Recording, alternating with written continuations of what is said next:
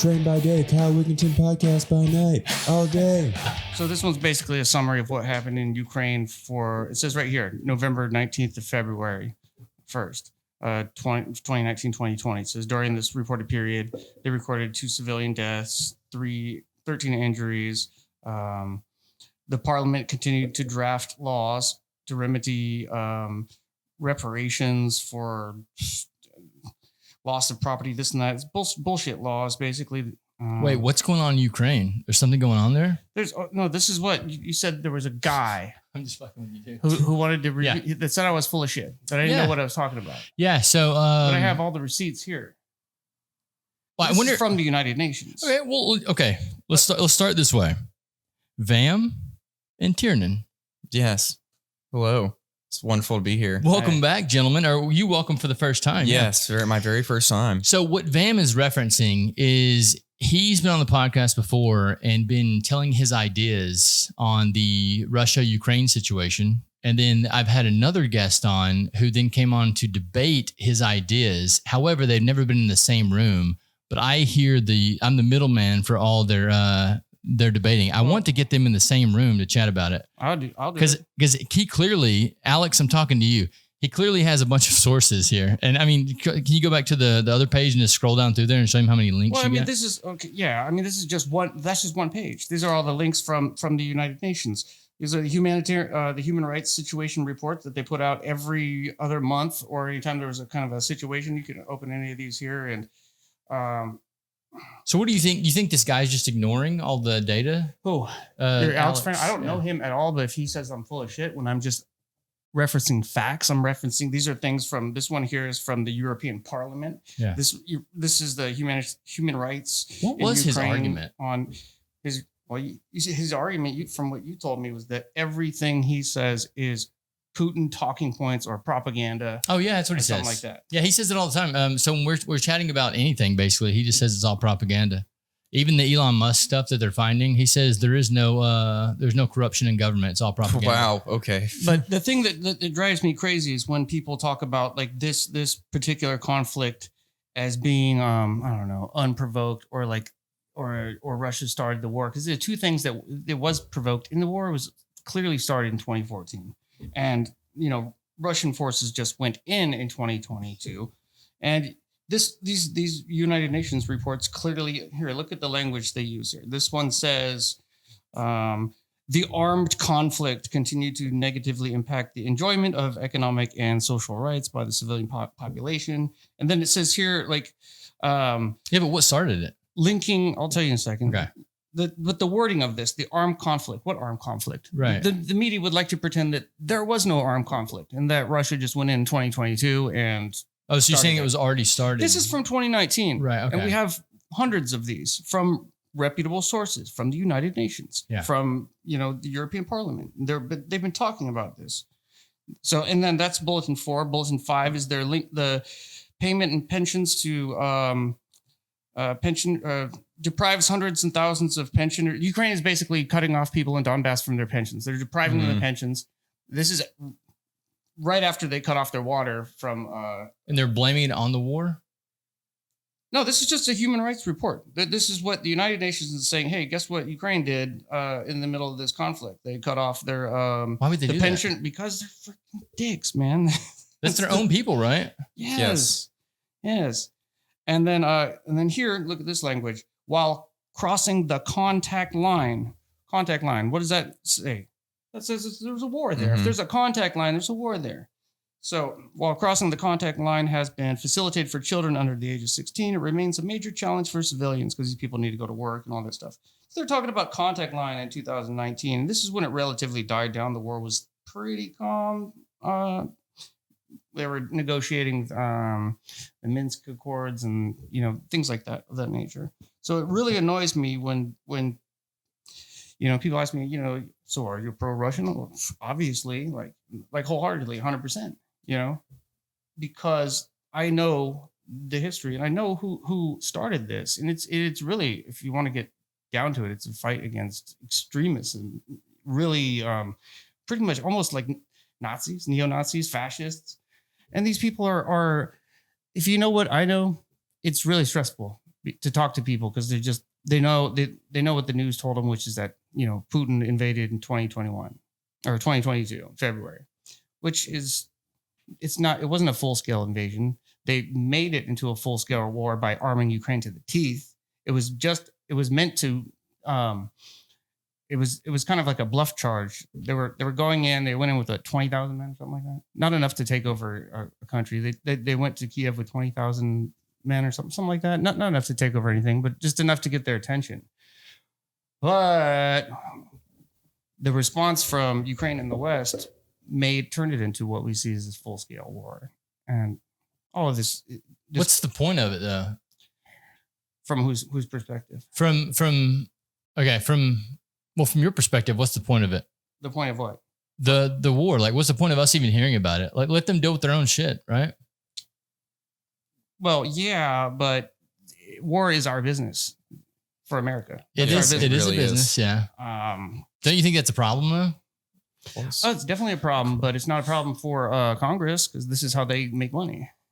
And that's how they've been making money since World War II. After the Great Depression, once they found out that they could profitize off war and come out of a great economic, standstill by making tanks, armor, weapons, they realized that, we can just create wars from this point on to have something to boost our economy and put money in our pockets. And isn't that ultimately the downfall of a empire? Ultimately, it's yes. Well, there's a couple of things. I mean, in modern society, the world is more globally connected through information and especially payment systems, things like that, trade and all this. So it's a little bit more complicated to just bring down an empire, but it's a slow, painful death.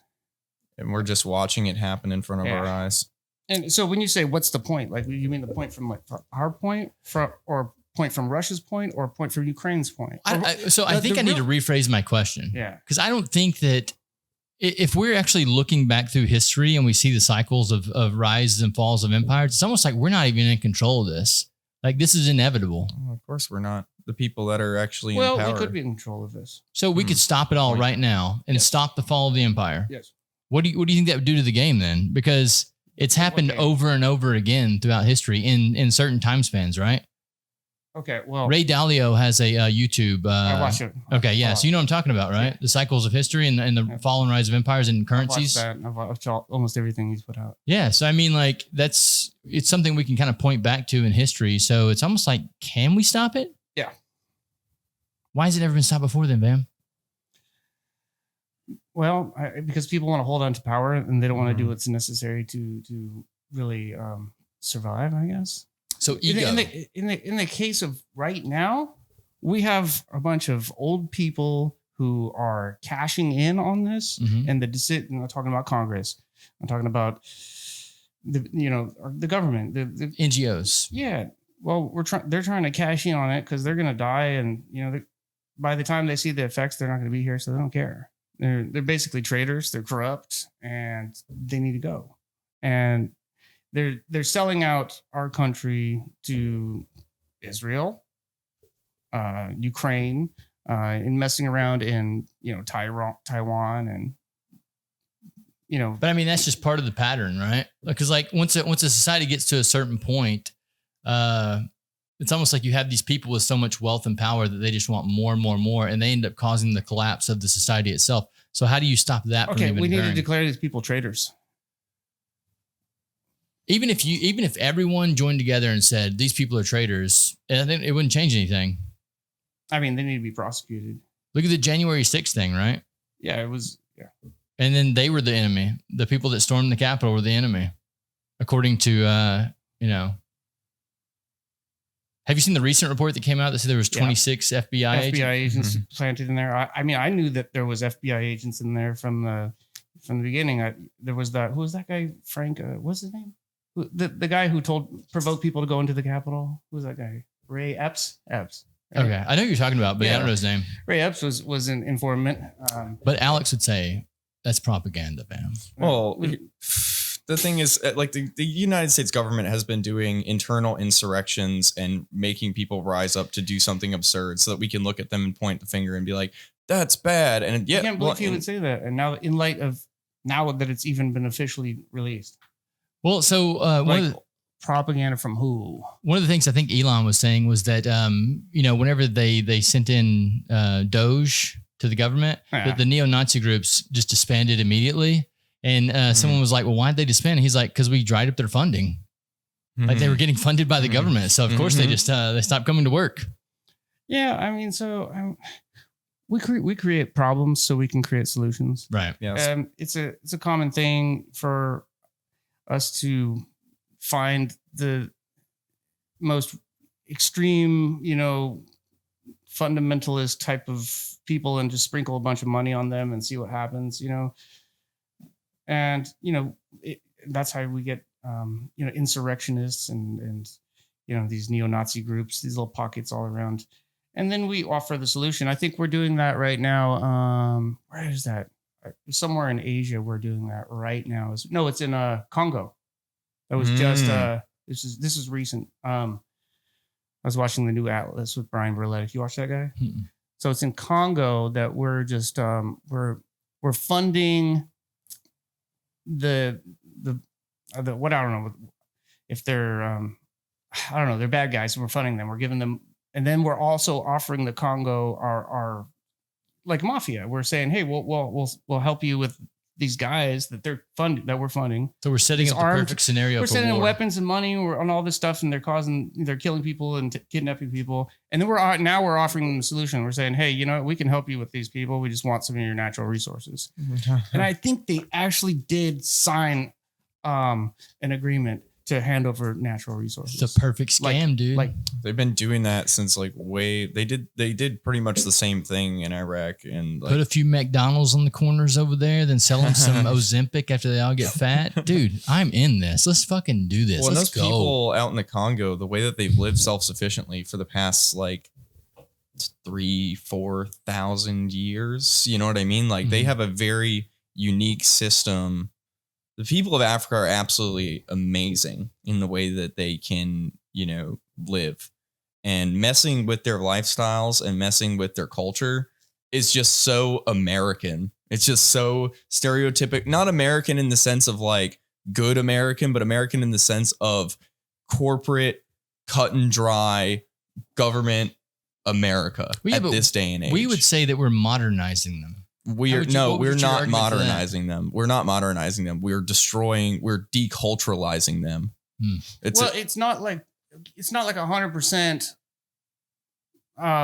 in that we're just taking, give nothing back. We actually make them dependent on us, especially when it comes to healthcare. Mm-hmm. So we've, and that's a big thing for the people of Congo and other African, countries. They're saying reject the US aid because they will use it against us and they will pull it, from us to get us to do, go along with whatever. And smart. Yeah. It's day late, buck short, should have been a long time ago. I mean, I think everybody has the internet now. I mean, this is pretty much, yeah. This is this trick, I don't know what you want to call it. It's a one trick pony, like we are, when we go around the world, just blackmailing people and extorting people. And it's a big time Trojan horse. Mafia, It's big time Trojan horse. And we don't need to do this though. We don't need to do this. We could be just fine. See, everyone knows the United States is crazy because we drop bombs on Japan. We're the only ones that ever used nuclear weapons. We don't need to be the hegemon. In fact, I would argue that it is a lot more work and it's more expensive to stay on top of the hill, to be the king of the hill, because you're fighting people who want to, take you down. My solution that I offer is just be second place, take a back seat to China, say, cozy up to China, buddy up to them, say, hey, look, we're going to, stop provoking them, take the troops out of Taiwan and just help them and take a back seat and, cozy up to Russia too. And stop funding all these neo-Nazi groups. And we can ride on the coattails of China. There's no stopping their rise. And any attempt that we do so is just like smashing your head into a brick wall, So I suggest we just, and the idea that if we lose our hegemony, that we're going to be invaded by, Chinese forces through Mexico is ridiculous. Yeah, that's absolutely preposterous. It's ridiculous. We're crazy. We have nuclear weapons. We used them before. It's not going to happen. Nobody's going to mess with us. Well, the issue is at the end of the empire, the ego is what actually brings the empire down. Like we can't cave to Russia. We can't cave to China. We are America. So this is what's going to end up being our downfall. I think it's what happens with every one of them too. The Roman Empire was the same way. It's pride. They spread out too thin and they fell. Well, there's got to be some kind of. I think those people are traitors who think like that. I'm telling you, there's no solution. There's like some kind of there's some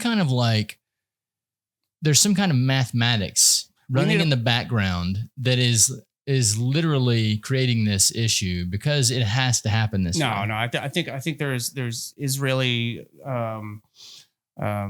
in what do you call them? Mossad, whatever, like intelligence operating in the background. That's what I think. Speaking of them, I actually was talking to ChatGPT about this, and GPT says that they created Hamas. That there was another, that there was another branch of like people they were fighting at the time. And then this Hamas group started rising out. So they started funding this Hamas group, giving them weapons, giving them money to grow them. Like that. And then they came together and formed Hamas. And that's what they're fighting now. Something like very that. Interesting that AI would tell you that. It kind of seems like the same thing that we're doing in other countries, right? You create your own enemy and then... Yeah, it's kind of like what we did with Saddam Hussein in Iraq. We cozied up to him. We were friends with him. We were buddies, and then we said, this guy's a terrorist. We got to take him out. And Netanyahu, I think he was publicly stated on camera that he supported Hamas or Hamas, like 10 years ago or something, whatever. He's like, Hamas needs to be in charge, or had some kind of support for them. And there is direct funding he's arming them with weapons, giving them weapons. So, and you're going to tell me that all of a sudden these guys just went out of control and out of your sphere of influence, and just started using the weapons you gave. Like, where did they get all the rest of the weapons? Iran? Come on, give me a break. Like, these people are just trying to exist. They're just trying to exist. Hamas is also the government. It's not just the military. If you go to the post office, the guy who's running the post office is Hamas. The Hamas is the government.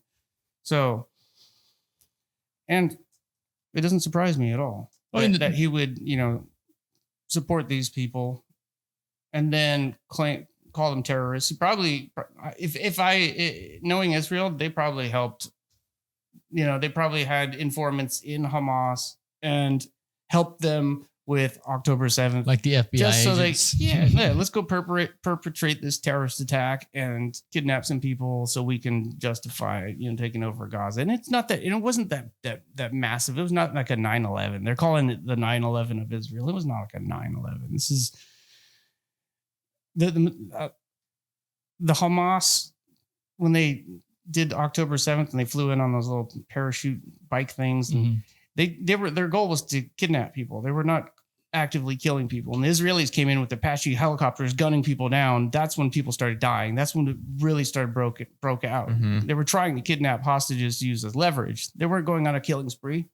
It was when Israel jumped in and started firing that they started firing back. And then Well, so that's the best argument that I've heard for any of these terrorist groups is that if you were a child and saw from a very young age that there was someone literally coming in and just killing your people, then of course you're going to grow up to be a quote unquote terrorist. Yep. And then there'll be more reason, more justification for Netanyahu or whoever replaces him when they grow up to keep slaughtering them. So it's a horrible situation. Israel's a terrorist state. Well, and it's like Ukraine. It's also extremely militaristic state because if you like in Israel, pretty much every person, unless you are severely disabled from birth, you have to be in the military. You have no option. You have to be in their military. I forget exactly what they're called, but I know that for a fact. It's not a bad policy. It's not a bad policy, but if you think about it, it's literally, if you think about I respect people that have been in the military. I come from a military family, but there is a level of you are stripped down and brainwashed to believe that whoever the United States claims is the enemy is the enemy.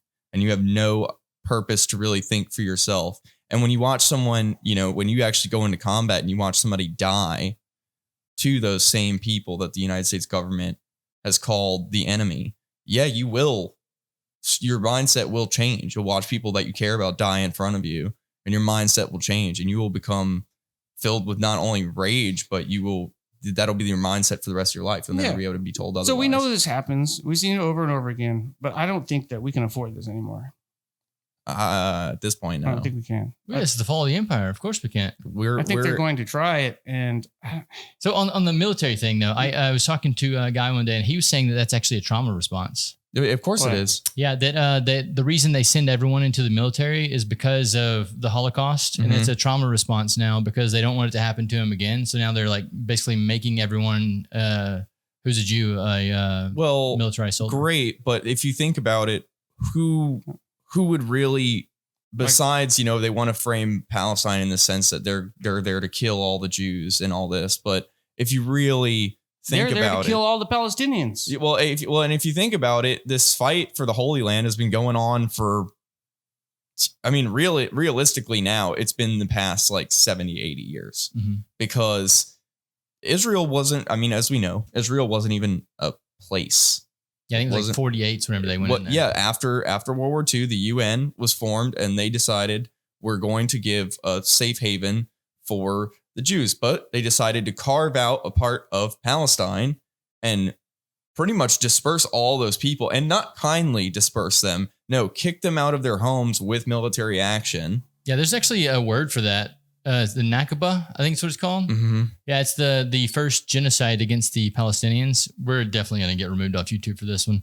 But yeah, so there's a word for that. It's whenever the first year they were in Palestine, I think it was 700,000 people that they displaced. You can't talk about genocide on YouTube. No, you can't talk about a lot of things on YouTube. YouTube's guidelines are really strict in terms of like, you can't even support the terrorist state of Israel. Talking about death. It's just the algorithms, man. Like they trigger certain words. Like if you look at our stats on YouTube, you can see which videos I was talking about the medical establishment, which videos I was talking about the J word. Yes, like I basically in one of the shorts that I posted, I said that my ex-girlfriend was a physician's assistant, and she said that they call it medical practice for a reason.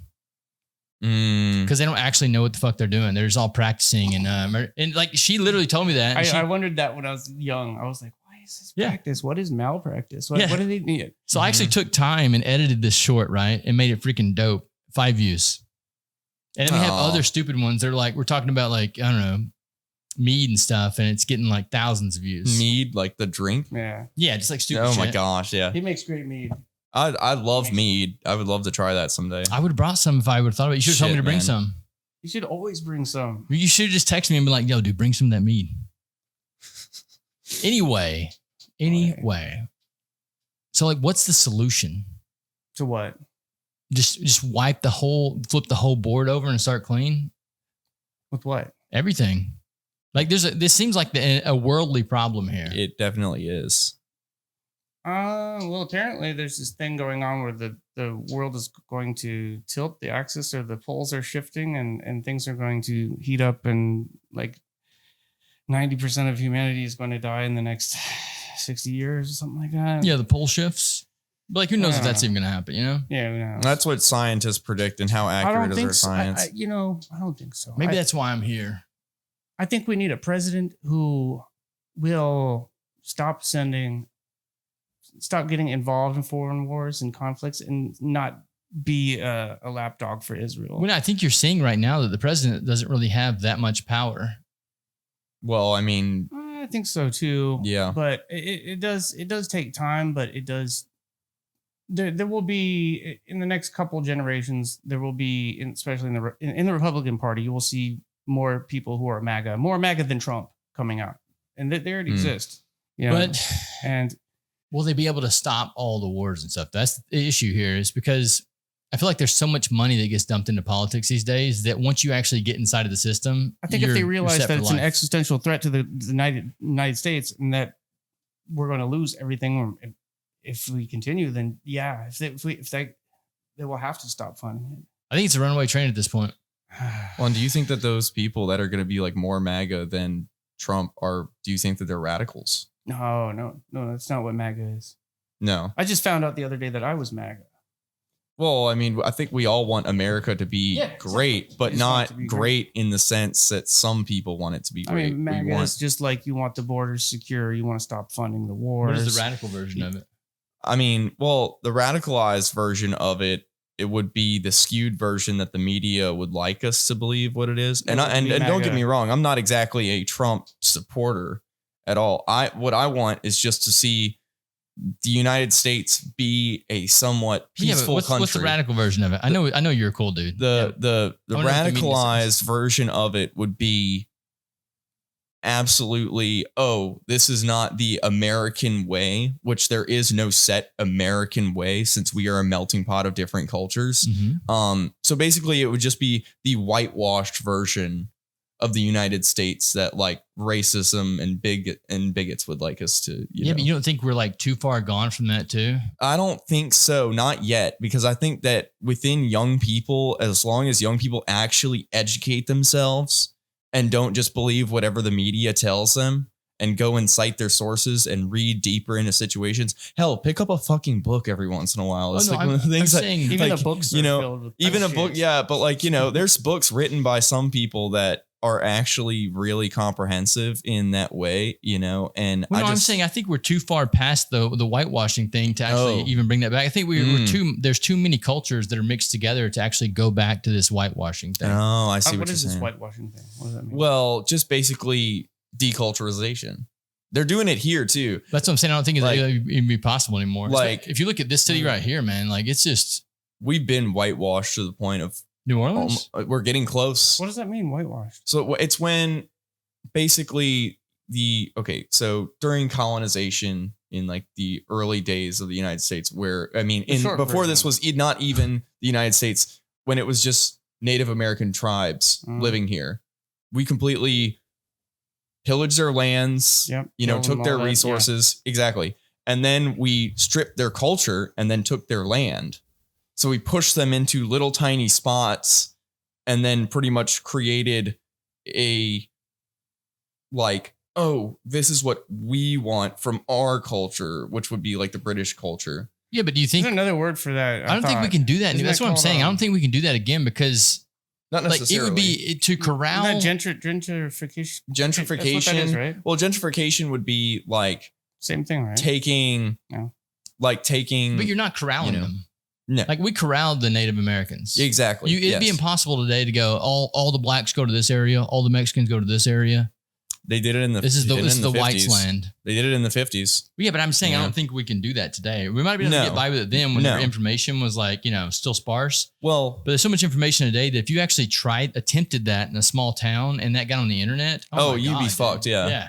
Well, and I think that there's a whole nother. Yeah, exactly. Yeah. Look what these idiots did. Right? Yeah, right. We're going back to the 50s. But in some ways, if you look at it, there's small sections of that happening, but they're doing it in such a tiny dose that we don't even notice it. Give an example.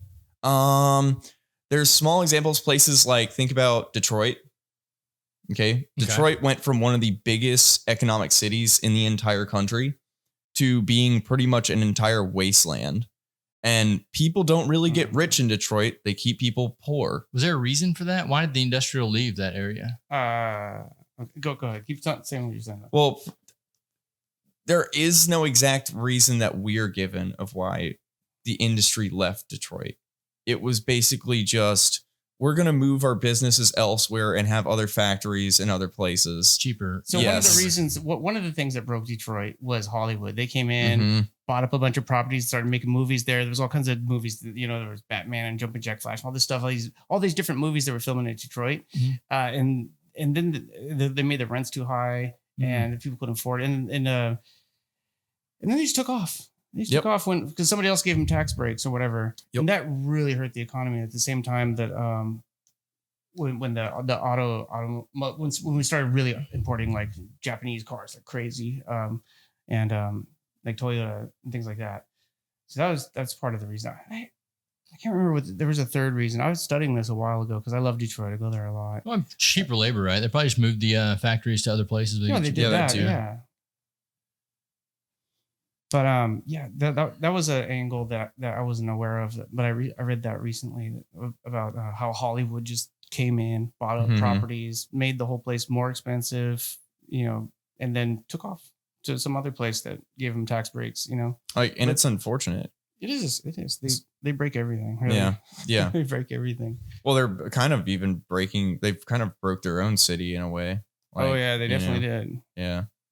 Yeah. LA What is a nightmare, dude. LA. with Yeah, the LA's homeless not doing situation. great. I mean, between the fires and just like how the economic status works in California in general, like just the cost of living for one, we think the cost of living here is rough, but it is nowhere even within the ballpark of LA or even California in general. And yeah, the wages are like slightly higher, but there's like probably a 300% increase in cost of living and produce and everything and gas. Liberalism is a disease.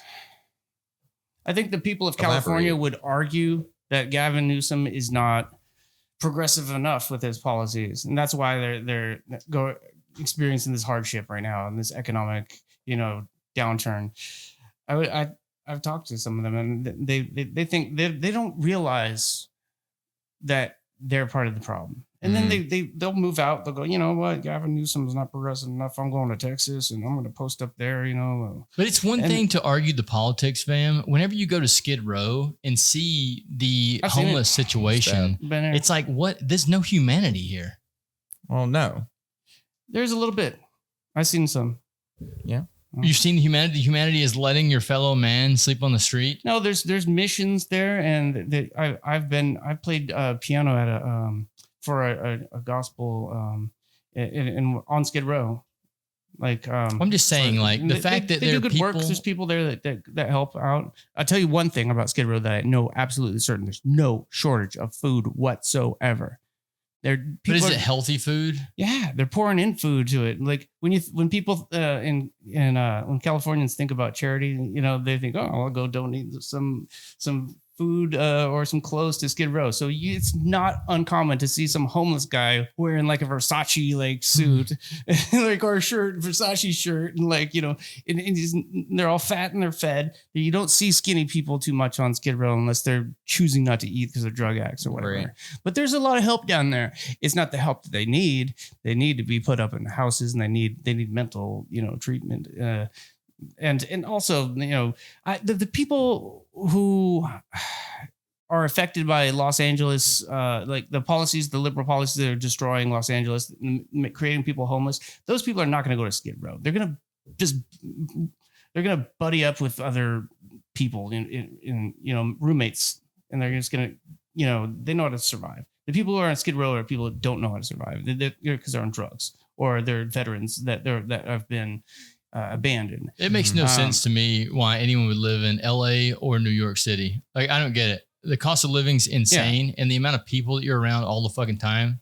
I know a couple that lived homeless in LA, and they lived. You know where they lived? Where? On Venice Beach. They lived on the beach. They stayed underneath like a palm tree or whatever. Oh, shit. And the cops don't arrest them or anything. They were happy about this. I don't know why they would arrest them. It's a public beach. They were fixing to, or I don't know if they passed it or not, but they were talking about passing legislation. You couldn't tell they were homeless either. But I'm saying they were talking about passing legislation here in New Orleans that makes it illegal for you to be sleeping on the street. I mean, that's genius. They're always gonna, they're gonna try to do that. I don't know what that's gonna help. I mean, it's gonna put them incarcerated, and then it's gonna be free labor for the state. That's what it's gonna do. That's horrible. I mean, that's why what we're they've expanding been doing. the jail right now. Yeah. In population. Maybe the solution is just to leave. I like move to Russia. There's a movement here called. That's what I want to do. It's a movement here called Parks Not Prisons, which I think is very good because it's all based on the fact that we build more and more and more prisons when we have people that are incarcerated and are still incarcerated for minor marijuana charges some 30 years ago. Mm-hmm. Stuff that nobody should be in jail for at all.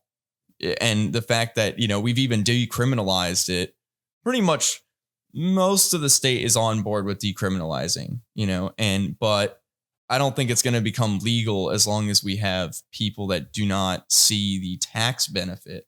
I think that it's really dumb that people don't see the tax benefit that they could get Because that's what politicians want to do, right? They want to line their pockets. Yeah, it's all going to those guys. Yeah. They're stealing from the top. But the last guest I had on was a guy from a new THC company, THC seltzer company. Oh, cool. And he was basically talking about the legislation that recently, happened, when they were trying to like shut it all down and stuff. Mm-hmm.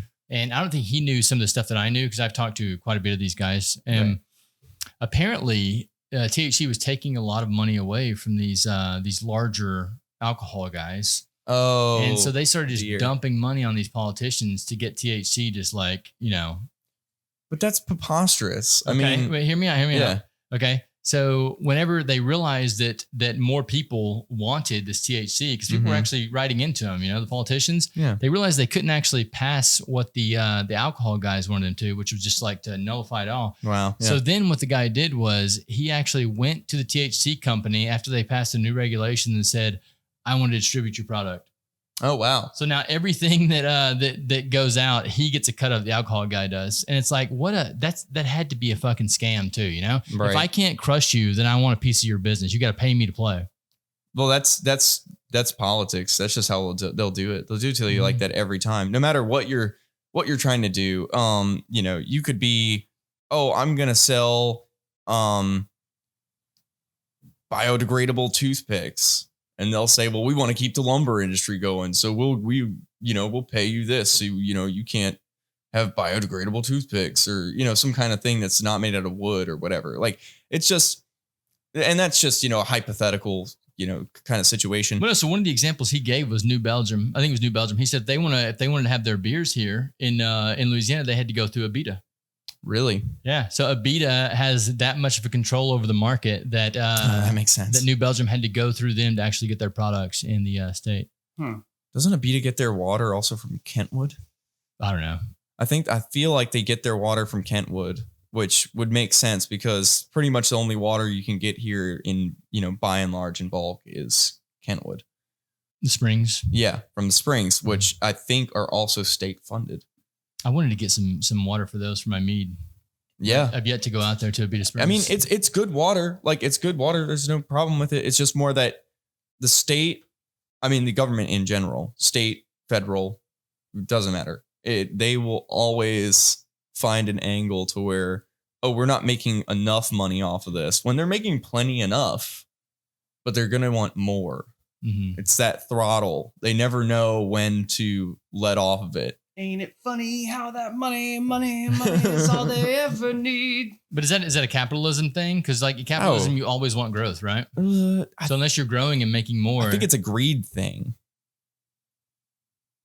Well, I don't know where you're from, but here in America, if you're a company, you lobby the government to make policies that help you. Yeah, right. Yeah, that's how it works. That's how I heard it works. I realistically think it's a greed thing. And I think because when you're in, what are like the three, they say the sources of evil are like what? Power, greed, you know what I mean? And those things create corruption. Okay. So when you get into power, you realize, I can make money off having this power. And then you become greedy about how much money you can have because as human beings, it's our natural, at least most human beings, it's our natural instinct to want more than what we have. I think everyone in this room would be lying, I think it's a mental illness. In a way, yeah. But I think we'd be lying if we said, if $1 million was dropped on our doorstep right now, we wouldn't take it. Yeah, I don't think it's a natural instinct. I think it's society has imprinted it on us. If you have, so if you need, one box of Cheerios and one tomato to survive a day, and that's all you stock, that's stupid. You should stock up on these things because you're going to need them tomorrow. Right. It's just an example. Well, here's what I've realized. I don't think. The more money and the more assets you have, the more easily you're controlled because they can take them away from you. Mm-hmm. So the men who don't have anything are the ones to be feared.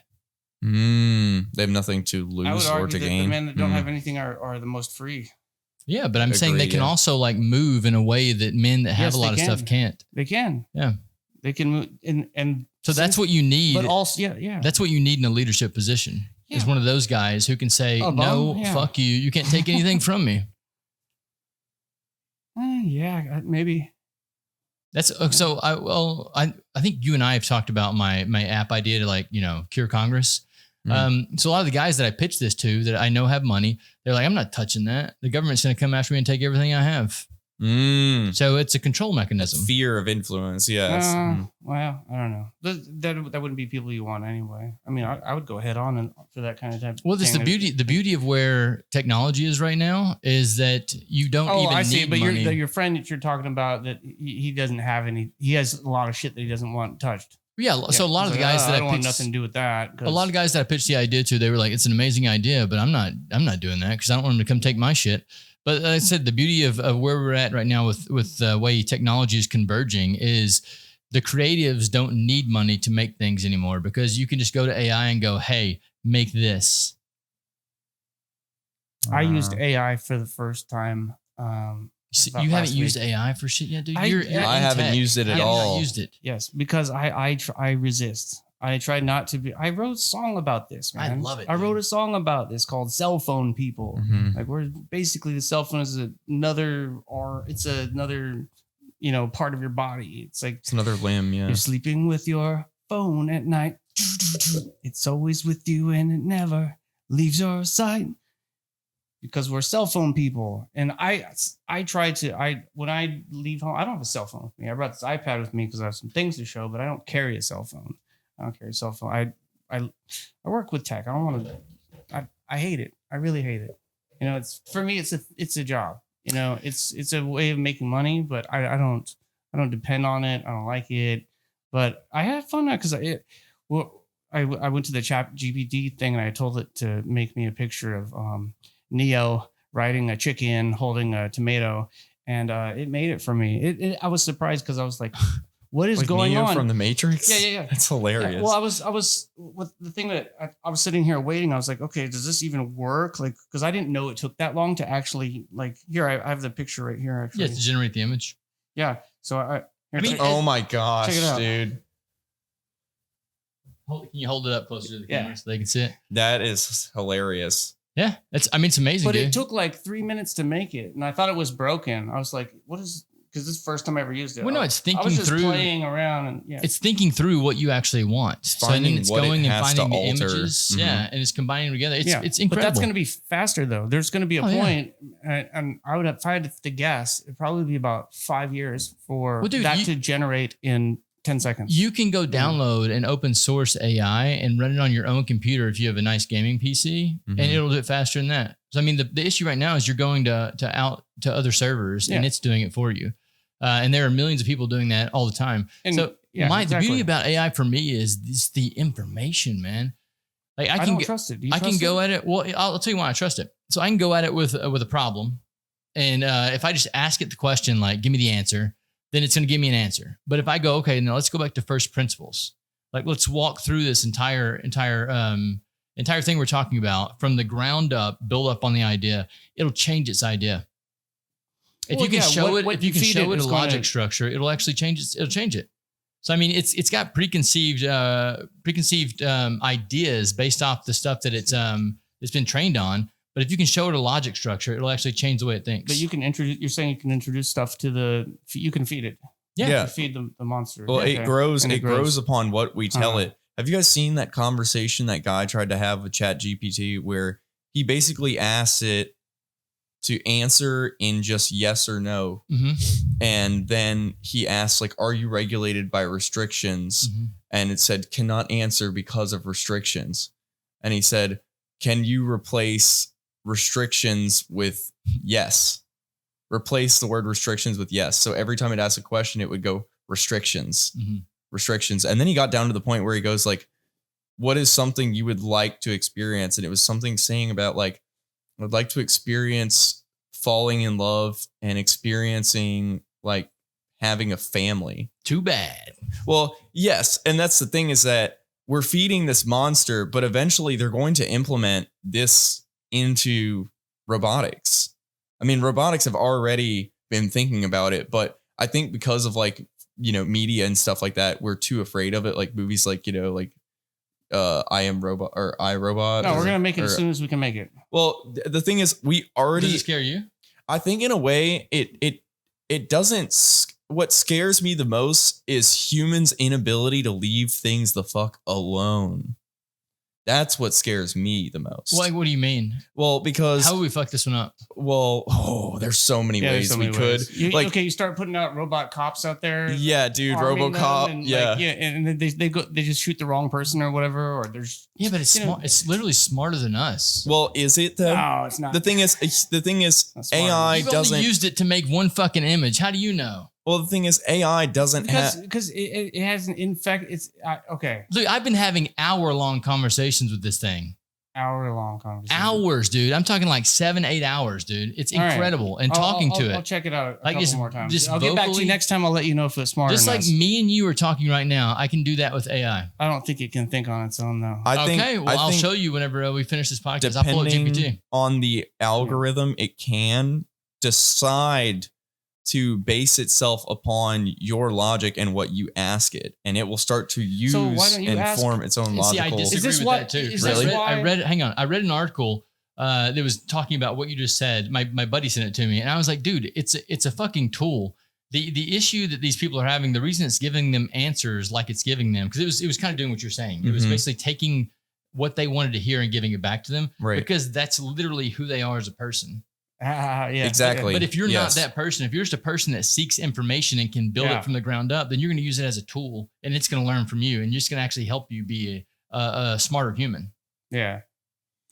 The one thing is that implementing AI into like society, and not in the sense of we use it as a tool, but in the sense of we would use it to, actually help us in the real world outside of mentally. Is that why like you're in so the physical jaded world. about the fall of the empire? ChatGPT told you that there's no way out of this? No, Ray Dalio told me that, and I But have what this, did ChatGPT tell you though? I haven't spoken to ChatGPT about it. Yeah. Yeah, I have this thing about patterns, and I feel like Mhm. anytime you see No. patterns, they keep occurring. I don't. I think Well, yeah, you don't believe in metaphysics or anything. Just because you don't believe in it doesn't mean it's actually not true. I didn't say I didn't believe in metaphysics. We've had these conversations before, and you've just been like, "Oh, whatever."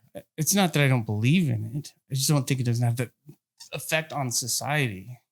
The patterns of society that you're referencing, the fall of the empires. Like, we're in a technology age now. Mentalities are different. We have flaws. It's not going to fall in that way, in that manner. I don't think it can collapse.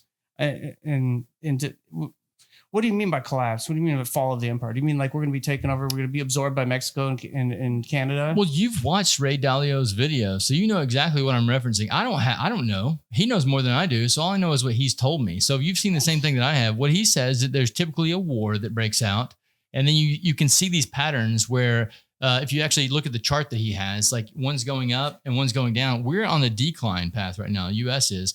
China is going up. Yeah. So he said that eventually what's going to happen is the US dollar is going to fall from being the global currency, and China's going to take over from that. Absolutely. Yeah. Yeah. So then they'll be the dominant power on the But planet. do you think they're going to want to go to war with us? Well, so we got nukes. Okay. So he says there's typically a war. It doesn't mean there's going to be a war. That could be metaphor for some other thing that Trade could war. happen. Trade war. Mhm.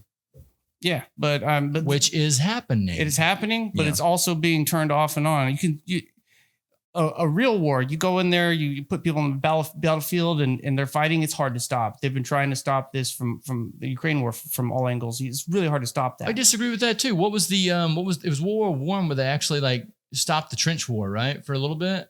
Like it was a holiday. For one day for Christmas. Yeah.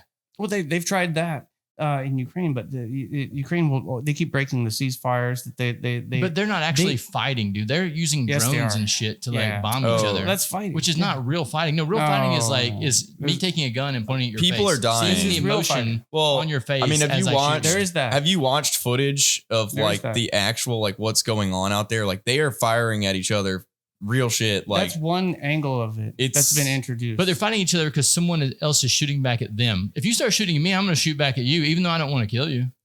But Yeah. the issue is like we're taking generals and we're taking soldiers What I'm off the telling you is battlefield that and we're you using You couldn't machines. stop Ukraine fighting this. There's no way you can stop Ukraine from fighting this. You think all the Ukrainian people want to fight a war? No, absolutely not. no. But Zelensky and the people around him in Kiev, So why are they fucking listening to him? huh? Why are they even listening to the guy? Why do we listen to the president of the United States? I don't listen to no anybody. idea. Well, I mean, exactly. I'll tell you. We one of have the- that freedom, yeah. So, okay, first of all the men in Ukraine are hiding. They're getting kidnapped, right? They're getting kidnapped. Yeah. So if they came out and tried to protest, and they just get kidnapped and thrown on the front line. Yep. They're all in hiding. Right. So this They leaves, can't even this leave leaves women. Ukraine. This leaves basically women to go out there and what are they going to do? Go to the Rada and protest Zelensky, and then what? Nothing. Okay, so The news is not even eventually, going to cover it. all the men get killed. Then what happens? Oh, That's exactly what. Is that what they want? That's what they want. Yeah. This is what the extremists in Ukraine. Okay, look, I brought this with me here. This here. It's a Russian word. No, it's actually a Ukrainian word. I saw it on This DayZ is the other actually a night. Ukrainian word because this is an L, whereas not in Russian. This says decalogue here. What is it? Decalogue. Okay. Yeah. Okay. What is this? This is not a Ukraine. This is not a Russian letter, and that's not a Russian letter either. This is Okay. Ukrainian. This is their 10 commandments for the Banderites. Have you heard about them? Oh, what is that? People who follow Stepan Bandera. This is their 10 commandments. This is what they live by. This Okay. is you can find this on Wikipedia too. This is the Decalogue of Ukrainian nationalists, and their John 3:16 of what they believe. Their first commandment on this list is you will attain a Ukrainian state or die fighting for it. Okay. This is instilled in all of these Azov guys, ADAR, 6th Battalion, Tornado Battalion, Right Sector, all of these different,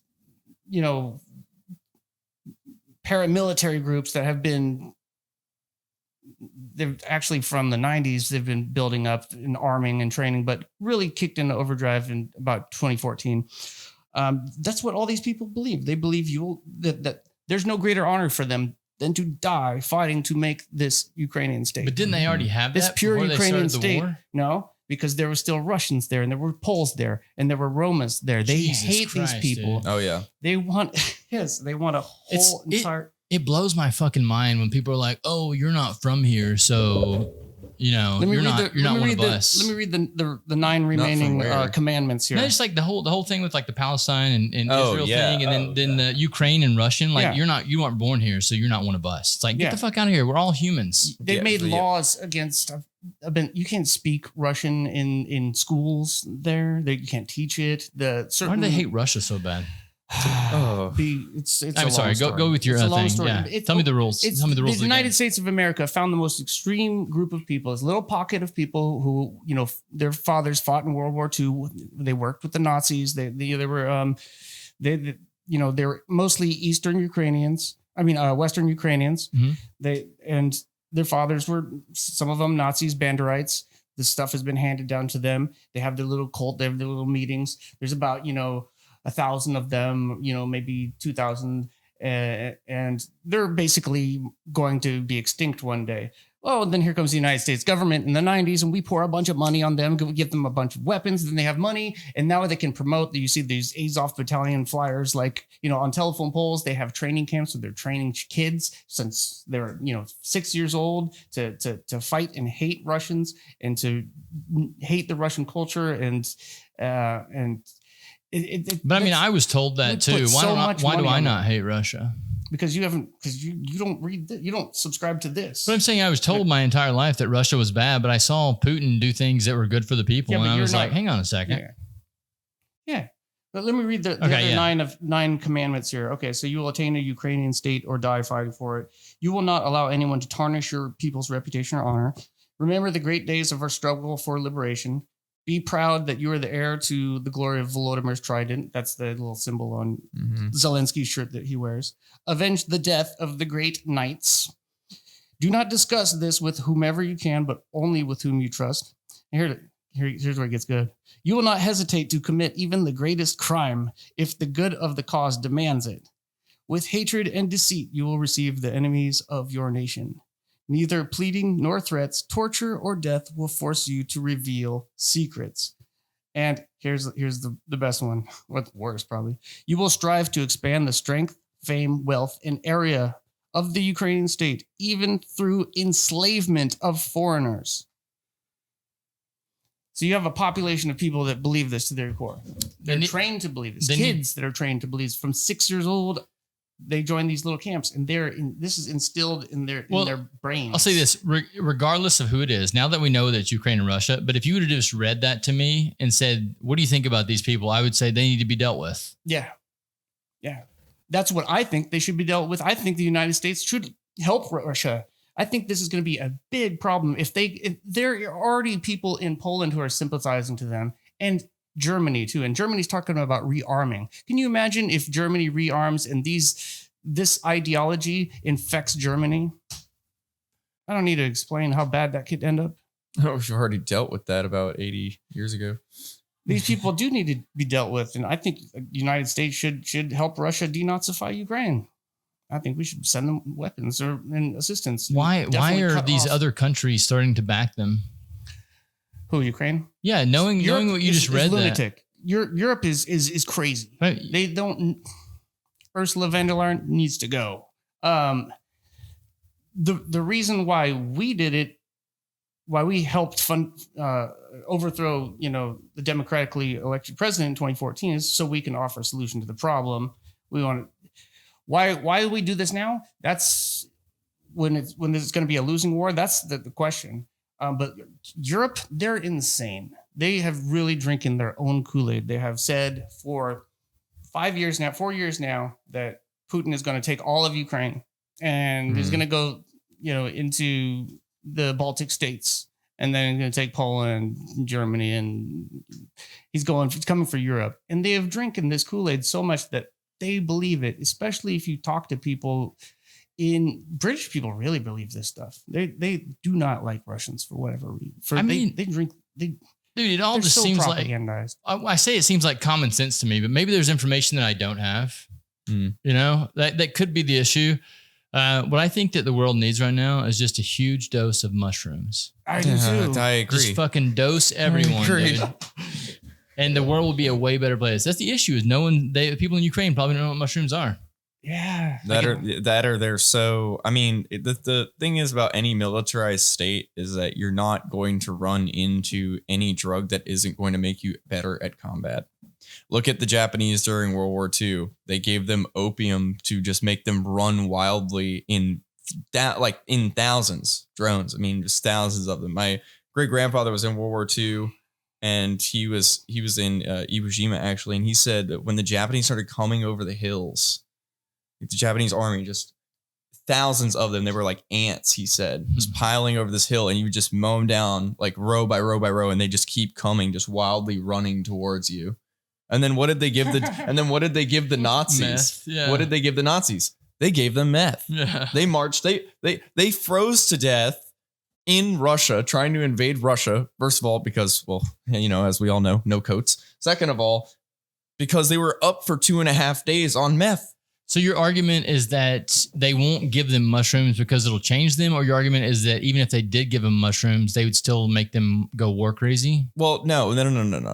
Because mushrooms won't make you go war crazy. Because mushrooms will make you think, then they won't. Wait, what the fuck am I doing? I just killed some guy and I'm seeing his internal organs outside of his body, and I'm tripping on mushrooms, and oh my God, this is horrible. Yeah.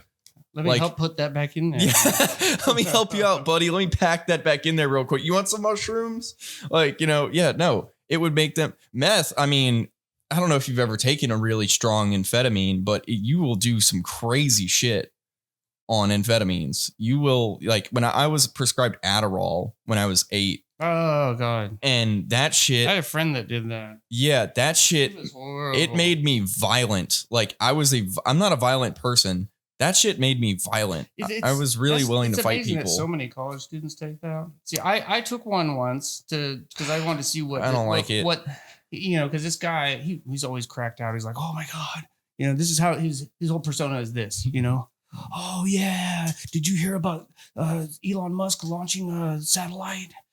And I'm like, this can't be sustainable. You took this stuff in college and you're still taking this, People take it up into like their 40s and 50s, man. And they're just give me one of these, man. So I took one and I was cracked out for a couple hours. I was like, oh, this is what it feels like to be you. Wow. Did you immediately go down to conspiracy? So let's stop. Did you go on conspiracies immediately? Huh? Did you immediately start thinking about conspiracies? No, I immediately started thinking like, man, I need to go to bed and I can't go to bed. Yeah. This is really annoying and I'm hot and I'm sweating and I don't want to be hot and I don't want to be sweating. And why the hell do you take this stuff? Well, Like, another thing is that doesn't make any amphetamines make and they you. give this to college students. Like, you Yes. know, they're all like, I guess a good portion of them are taking it. 10% maybe.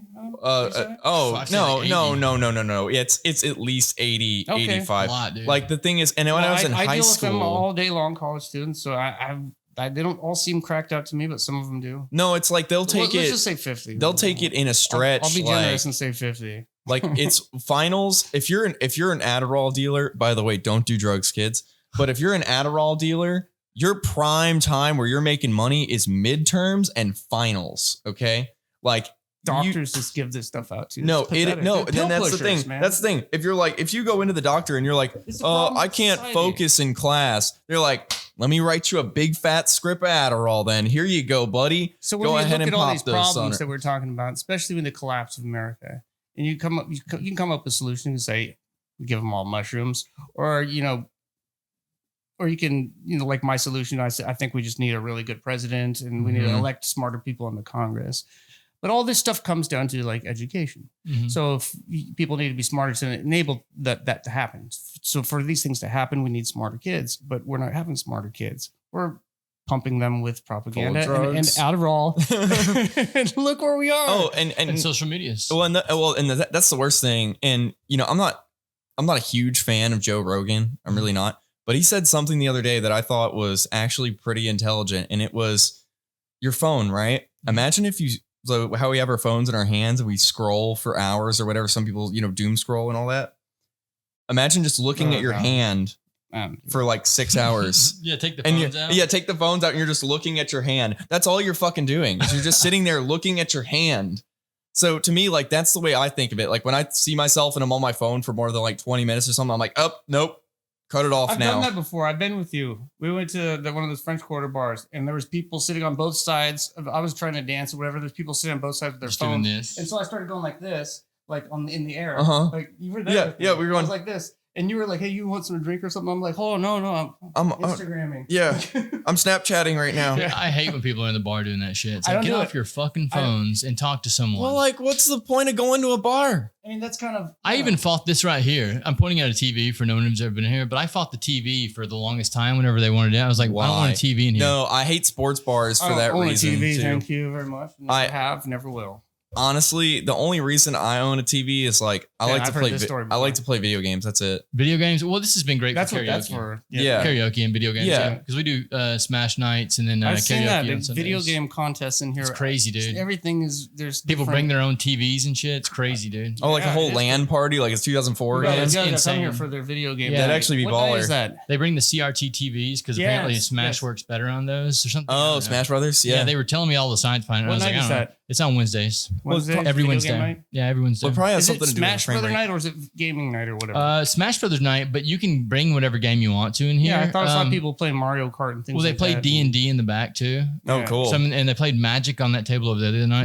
But the majority of people are playing Smash. Yeah, they play Smash in this room right here. They put their TVs up and just do like a LAN party thing. It's just called Smash. That's what it is. Smash Brothers. Smash League. Yeah, Smash Brothers League, which is like just a Never heard league of of that. people that play. But yeah, the game Brothers. Smash yeah. Brothers. Yeah. But the Smash League is what we call it. But yeah, it's I like Mortal Kombat very competitive. Oh yeah, Mortal Kombat's fun. I like Mortal Part Kombat. 2. I really want to get people together to just play like old school Halo, like snipers only, Snipers and pistols. snipers and pistols only, like Combat Evolved first one, Mm. where it's like you're just jumping around trying to shoot at each other wildly. Like that is the most fun you could have with a group of friends. Like just get a case of Mountain Dew and play that. Like it's 2005 again, and you will have the time of your life. I had a lot of good nights in college doing that. Yeah, well, exactly. And that's the thing is like you'll have like some of the funniest conversations and some of the great laughs, with your friends doing that. And I feel like there's a lost art. Like we have multiplayer now across the internet and everything. Yeah. So there's this beauty and lost art of just sitting next to someone and you guys playing a video game and like chatting and stuff like that. Like, Yeah, it's such a dope experience here on Wednesday nights. You guys got to come and check it out. No, I I've seen Everyone's it. socializing and stuff, and they're looking over each other's shoulders like, fuck you. yeah, you little bitch. Yeah, it's great. Yeah, that sounds awesome. Do you guys play any other games? I'm big into DayZ. If I have free time, I'm gonna play music. So Yeah, that's smart. It's smart to do something more creative. What about your strategic game? But I now? need to escape sometimes. I'm My trying- escape from reality is DayZ. Oh, DayZ? Yeah, I the love zombie that game. game. That's fun. Yeah, I mean, I like anything that's like a brain challenge or a puzzle. That's Mhm. all right. But That's I mean, DayZ right there. Yeah. It's a puzzle to stumble across the correct materials to But if it craft takes your up way a through bunch of survival. time, like if it takes up a bunch of time, Yeah, I that don't want will. nothing to do with that. Yeah, that's the only thing about that. We usually play at night whenever we're and it's several of the business owners in the neighborhood. We all get together and get on a main server and clan up, murder people. It's part of it, dude. You murder people. Yeah, that sounds awesome, actually. Do you guys have anywhere else you want to take this? 222. Look at that. Got a screen capture Yeah, we 222. Yeah, for the higher dimensional creatures. that's an hour. Well, that's okay. We got here at 1:08. Yeah, it's So about that's an an hour. hour and 12 minutes. Yeah, that's usually what I end them around, about an hour. Yeah. But I mean, if there's something else you guys want to talk about, we can definitely do it. Well, I mean, I don't think we didn't really get anywhere. We just kind of like screamed. you kind of hit me out of nowhere. We kind of screamed that we saw saw these problems. And I think everyone sees these fucking problems. The issue is that no one does anything about them. Well, and how do we get people to do something? I about do. it? I do shit. I write songs about this stuff. I scream this from the top of my lungs. Mm. I write. So I wrote a song called "Pill Pushers" about pouring Adderall on these college students. Mhm. I write songs about all this stuff, and I mean, I'm not in a position of power to really change anything, but But you're doing your part. You're doing. Yeah, You're yeah. speaking in a way that you what can. I can, through art, Yeah. Yeah. Well, and That's your also, voice. like another thing about the phone obsession is that you wrote cell phone people. You also wrote don't text and drive. People are so addicted to their phones that they're texting while they're going down the road in a I see that shit all the like time. a dude. 2-ton fucking vehicle that you could easily murder somebody in or kill yourself. You know what pisses me off? You I know, shouldn't the have worst? to write that song. Let me though. tell you what- No, Yeah, it's sad. It's sad. People should have the common sense to think that no, I should focus on what I'm doing. I have a task at hand already. When the light changes from red to green and no one fucking moves Moves. because Everyone's everyone's on their texting. phone, it's like, are you kidding me? Oh, And then you honk the horn and they turn around and get mad at you. It's that's like, only bitch, get supposed off to the happen fucking- in Florida. Well, Florida, you said, is like the most dangerous places is 2-lane highways, and you'll just be driving down the road like normal, and then all of a sudden you got somebody coming the wrong way at you. Right at you, like, oh shit, normal day in Florida. You got all these people like off the boats from Cuba. They don't know, the laws and stuff. And then you got these old people, and the old people actually petitioned the state to expand the driver's license test. So, because in most states, it's like every 5 years you need to get a driver's license, something like that. Mhm. And if you're past 50 or 60, then it decreases to like 3 years or something like that, Okay. which is normal Makes in most sense, states. Yeah. Well, guess what they did in Florida? They did the opposite. They said, okay, if you're past 60, then you only need to come in every 10 years What was their reason? because they're old. It's harder for them to get in here. Exactly. Yeah.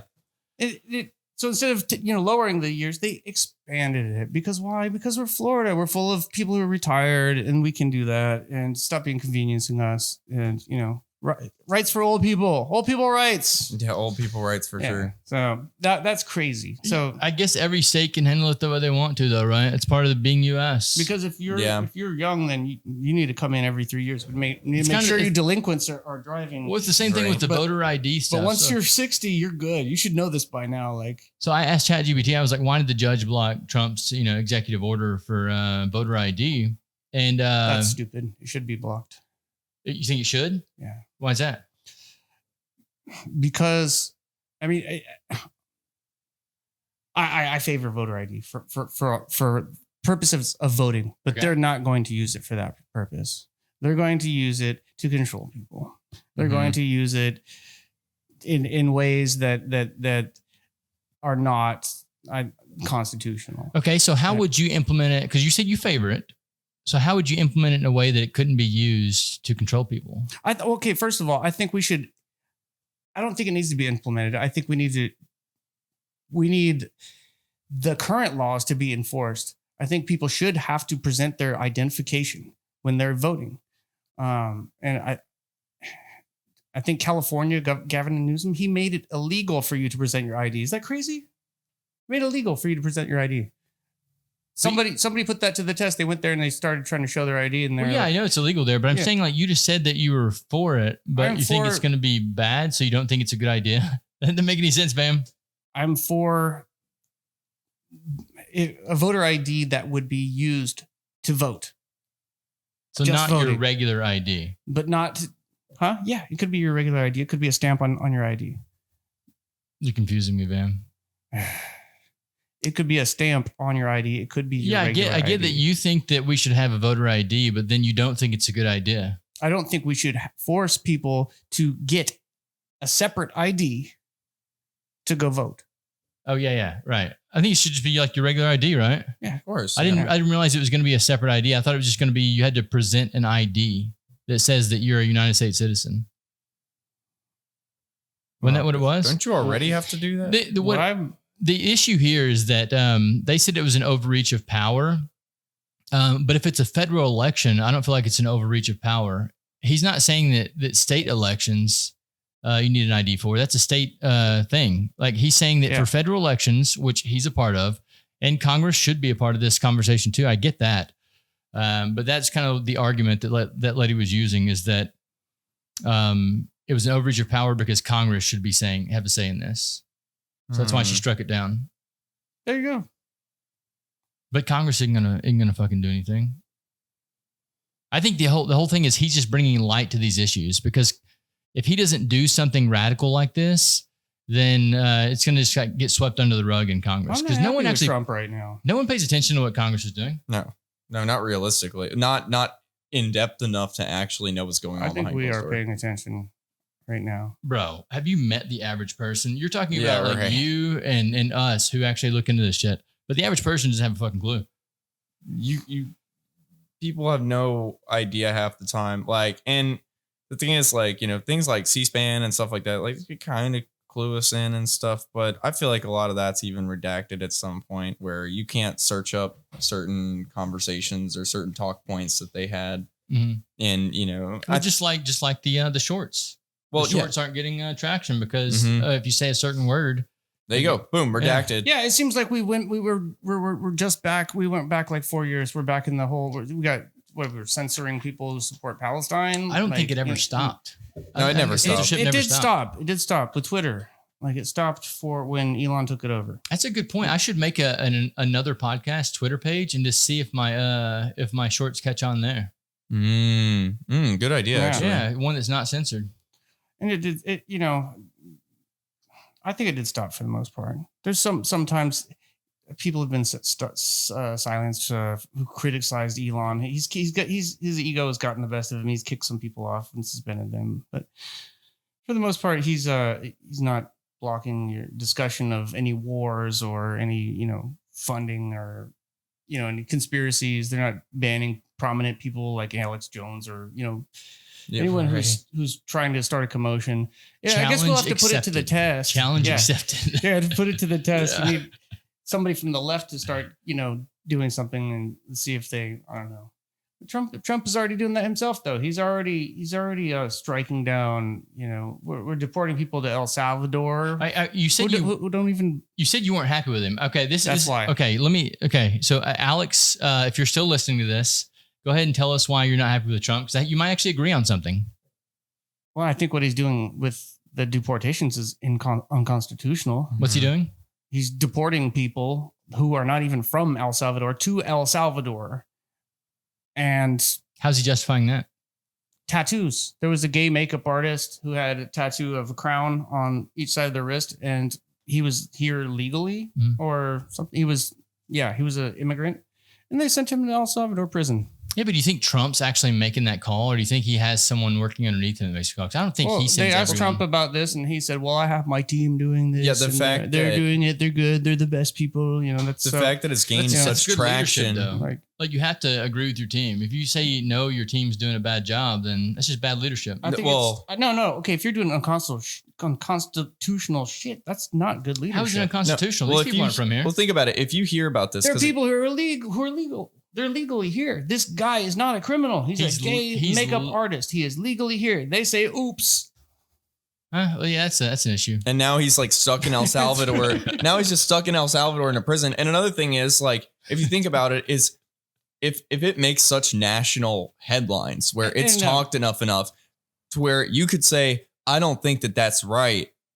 There should definitely be something done about that. Absolutely. That's not bad leadership, because if you think about it, the president has so many things going across his desk every day that he can't, just know about one person that's getting deported. And sending these people, the second thing he's doing wrong. Agreeing with it is just absolutely terrible. He's cracked down on speech on universities. This is horrible. Mm-hmm. This is, and I think Governor Ron DeSantis of Florida, I think that's unconstitutional. The law that he has, that you cannot sanction, boycott Israel and receive federal funding. That's bullshit. What? That's been like, somehow it seems to be on the books. So that's anti-freedom of speech. I mean, that's literally super unconstitutional. We can protest our own government here. We can protest the president. We can protest anything we want, but we can't protest Israel. Yeah, just because the U.S. funds it. Well, they're sending. You realize what they're doing with people in universities, right? What? The kids are smart. They're aware of this genocide that's going on. They have protests and walkouts and things like that. Some of them they've done a little crazy stuff. I've seen the videos, and they should be punished for doing what they did wrong. But just a peaceful protest, setting up and saying "Free Palestine." We're investigating those kids, finding the ones who are here, like from foreign exchange students, and sending them back. We're saying, no, you can't do this. Yeah, that's ridiculous. So I recently had a guy on the podcast. Yeah, we sent back a doctor. What? Vietnamese, Chinese doctor. Recently had a guy on the podcast. Korean doctor girl. Who's brown. Okay. And I don't want to say his name right now, but he basically, before the podcast, was like, there are certain topics that we can't talk about because of that reason right there. Mm-hmm. He's like, I don't want the college that I'm at to start he's a pussy. Fingers. Well, I wouldn't say that. Is he a foreigner or something? He's a foreigner. Okay, he's a foreigner. No, he's not. Okay. He's a foreigner coming from a very poor place who's trying to better himself. Yeah, that's okay. That's right, actually cool. very respectable. Yeah, cool. No, because that's just. I mean, it's protecting yourself and it's protecting the people around you from having just unnecessary issues or this is going to have a chilling effect problems. if the students don't rise up, and it's I feel like maybe people who are not in school should go down there and join the protest, and they should be protesting not just the genocide in Israel. They should be protesting what they're doing to the protesters. That's another thing that needs to be protested. That we can't allow that to happen. If we allow that to happen, they'll crack down on other types of speech. I just don't feel like a protest ever does anything. Well, I think that if you really want to change the system, you learn how the system works and then you hack it. Yeah, but it does. In this case, you need to, like they say, with your First Amendment, you need to use it or lose it, and that's what kind of protesting does. So you get out there and protest, and when they arrest people, then you go to the legal system, the courts, the grand jury and all this stuff deems it unconstitutional, and then we can get rid of that law. That's how I see it. It needs to be in a perfect system, but we don't have a perfect system anymore. Well, I think we're gonna get there. But I love your optimism. Well, I really think that it is. there is possibility. There's no reason a Republican president should be censoring speech. Absolutely. That's why I said it's not a perfect system anymore. Well, and the thing is, it's a joke. It's corruption. It's a joke. The parties. It's not what I voted. The game doesn't work the way you think it does. Yeah. So you have to flip the board over and start fresh. When I'm playing Monopoly and I'm losing, I'm flipping the goddamn board over. I think you need to flip the board over, put it back in the box, and get a new game. Yeah. That's the way that I feel about it. Yeah. Let's move to Russia. Exactly. Yeah, like I think that's what honestly. Come with me. That would be fun. That would be funny. Like, yeah, right. Like that would be funny though. Like just to go like live in Russia for like even like a year or something, and just see like. I'll be there first. You'll come visit me. Yeah, I'll come visit you. I'll open my door. I'll be like. And I'll be like stuck in the cold. Like, it'll probably be like my second time in my life seeing snow, and I'm like, what the fuck is this? That's the issue with Russia. Too fucking cold. And why is everything made out of stone? I love the cold. I'm going to Ecuador if I go anywhere. I love the cold. Give me the equator.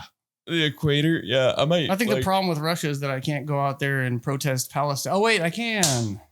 I can't protest Israel. Yeah. Just saying. Well, gentlemen, do you want the people to find you anywhere? They can find us at popgoth.com. www.popgoth.com. Vam and Tiernan, thank you guys for coming on today. Such a This pleasure. Has been Thank you. an enjoyable conversation. Thank you so much. And chaos, it's pure chaos, and I love it. Yeah. Yeah, I mean, honestly, Let's, that's kind of what we are in a Yeah. Chaos podcast. Let's get into some AI shit now.